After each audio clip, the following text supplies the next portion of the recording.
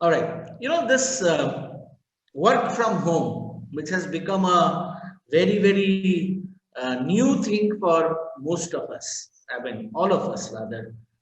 Due to the pandemic, we have suddenly discovered work from home. Better companies, people who are companies which are very people oriented, Google, for example, they have paid an allowance for the first point on preparation is infrastructure.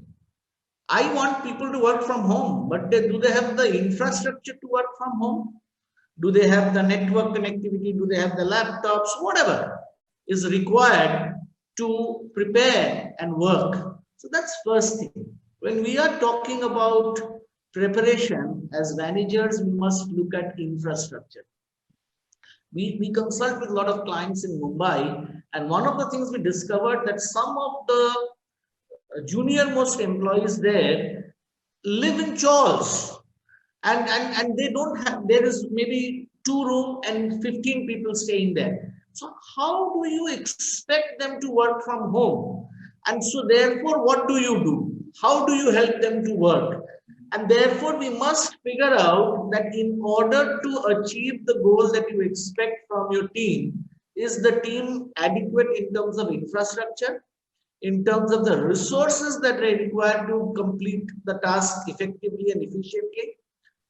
Do they have to come back to you for even the smallest permission?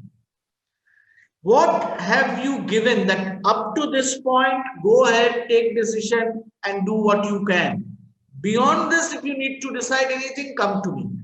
Very often, we keep this permission in our hand. We think this is one of the ways of controlling and knowing whether the team is doing what they are supposed to do. Extremely wrong attitude. Is the team mentally prepared to do what the person is supposed to do? How can I help this person to get mentally prepared to do it? I have seen many people who would, I'll give an example of one of my colleagues who was helping me in coordinating with Tata Motors, one of our clients, in a huge training program that we were executing. And there was this review with some 15 managers of Tata Motors to review the progress of where we are and where we stand. And this entire coordination was being done by this lady. And she said, sir, there is this call at 10:30 in the morning tomorrow. I hope you will be there with me in my call.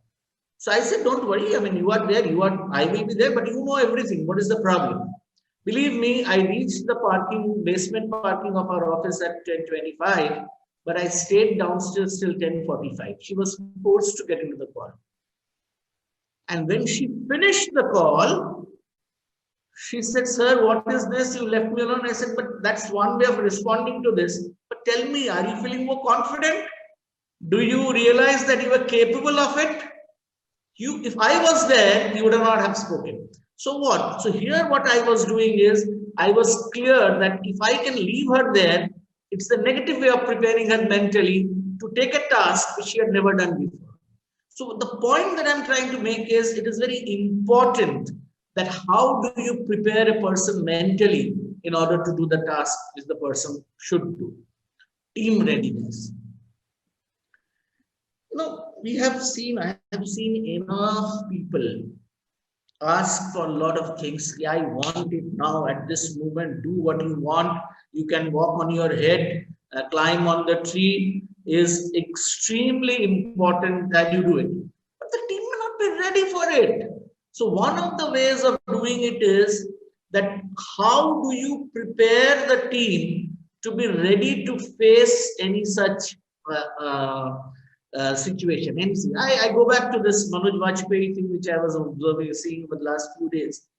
The way these people who are fighting for a cause, and I would not like to call them terrorists, the way they are ready, they are prepared to face different situations, and what they should do is a lesson for the corporate world.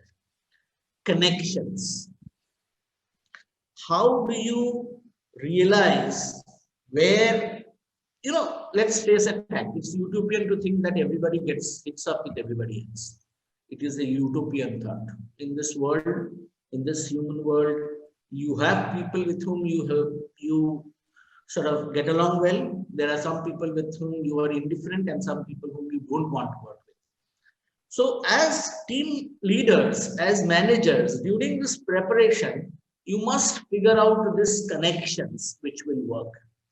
And this connection could be on a variety of ways. Let me give an example from a client in a hospital industry.